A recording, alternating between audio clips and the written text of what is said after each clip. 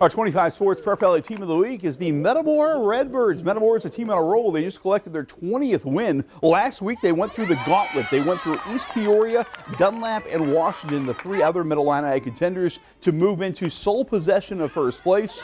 They were Elite 8 team a year ago. They have even bigger goals this year.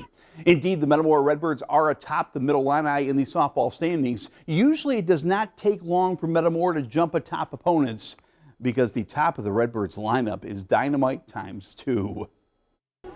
The Metamora Redbirds are knocking out opponents with a left-right combo. Batting second for the Redbirds is lefty Cadence Till. She's a phenomenal hitter, one of the top sophomores in the country. Batting third is righty Katie Ramage. Ramage has already earned a scholarship to Northern Illinois University. It's nice to have two D1 kids, batting, and the nice thing too is that opposing pitcher has to see him in the first inning, and they swing from different sides, but they've got a lot of power, but they also can hit for average, and so you're going to face us and you're going to have a pretty tough first inning. Hit on different sides, but I feel like we're really good at hitting the ball in the gap, especially, and getting those singles, doubles, and even home runs.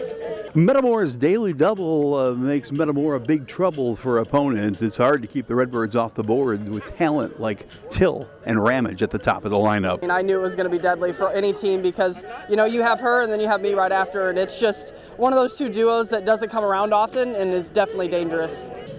Yeah, once you see me and Katie back to back, I feel like it would cause a little bit of fear. We love to get on base and we love to hit, and if you're going to give us something to hit, we will for sure take it. Putting the fear in Central Illinois pitchers. Till's up, Ramage is on deck, opponents are in trouble. Metamora's 1-2 lefty-righty combo has the Redbirds dreaming of a state title. The lefty-righty combo, they're both triple threats. They're great hitters, they are great fielders. Ramage in center field, Till at shortstop, and they are dynamite base runners as well. Metamora is much more than just two players, though. Coach Derek Linder's team is loaded with talent and depth, a deep pitching staff led by Nora Johnson and Sydney Trentman, a very deep lineup. They'll have well over 9 hitters that can put the ball in play and make the big hit. Metamora again having a great season. I talked to their head coach Derek Linder about the season and about the goals for the end of the season. Kerrigan Hartnett and RBI here as they hope to go beyond the Elite 8 where they got a year ago. Washington's a really good team, so is East Peoria, and don't forget that Dunlap's good, Pekin's good too, and so to go through those three and play as well as we did, we're really happy. But the biggest thing is we're starting to turn the corner. We went through a little bit of a lull the last couple weeks where we didn't score a lot of runs. Nora kept us in it, and a couple others, but it was nice to see us come out and jump on Brooklyn and put some runs up early to be able to let Nora relax a little bit and not have to pitch in a 1-0 game. It's a long season. A loss to Pekin maybe helped you?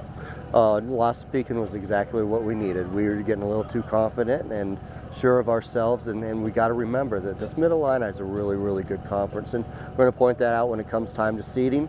And the other thing is, Pekin's got 4 kids going to ICC to play. You like the athleticism and the balance and depth of this team?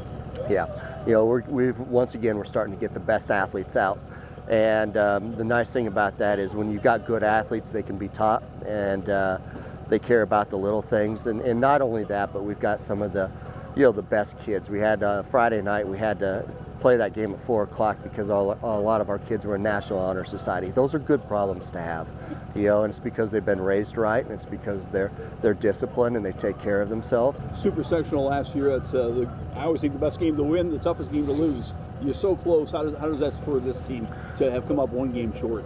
It made us aware that 1-run games are important, that little things are important, not getting that bunt down, not getting picked off, not making an error. Those are important things. Not messing up one pitch, and I think that our kids really had that mentality this year. Is that you got to do all the little things right if you're expecting to go down to state.